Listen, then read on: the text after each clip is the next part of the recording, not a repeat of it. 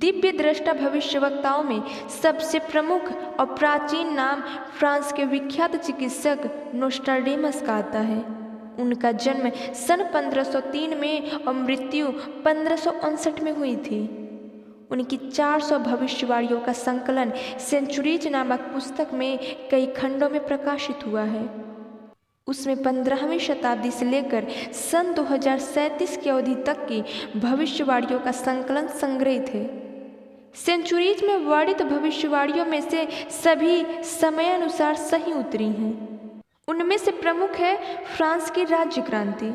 Napoleon और Hitler के जन्म से पूर्व ही उन्होंने उसके संबंध में लिखा था कि इटली और फ्रांस की सीमा पर स्थित एक सामान्य परिवार में जन्मा बालक एक दिन दुनिया का सबसे तानाशाह बन बैठेगा, किंतु जीवन के उत्तरार्ध में उसे हेलेना नामक द्वीप में कैदी का जीवन व्यतीत करते हुए मृत्यु का वरण करना होगा।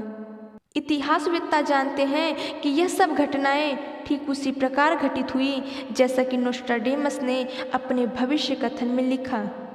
जापान में हुए बम प्रहार और उससे उत्पन्न विभीषिका एवं नरसंहार का वर्णन भी उन्होंने अपनी अंतर्दृष्टि के आधार पर कर दिया था, जिसका साक्षी द्वितीय विश्व युद्ध है।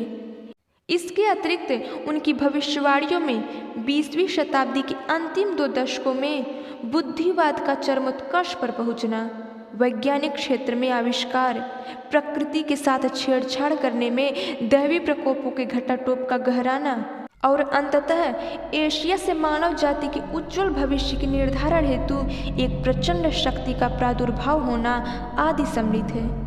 नोस्ट्राडेमस ने लिखा है कि बुद्धिवाद के पराकाष्ठा पर पहुंचने के बाद भक्तिवाद की, श्रद्धा संवर्धन की एक बड़ी शांति की लहर आएगी और युग परिवर्तन होकर ही रहेगा।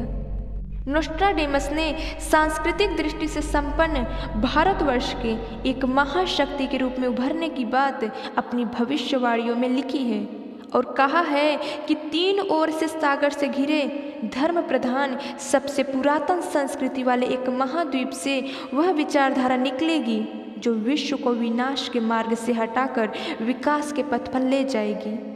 सभी मनीषी इन भविष्यवाणियों में भारतवर्ष के एक विश्व नेता के रूप में उभरने की झलक देखते हैं और कहते हैं कि भावी समय की विचार क्रांति ही नवयुग की आधारशिला रखेगी।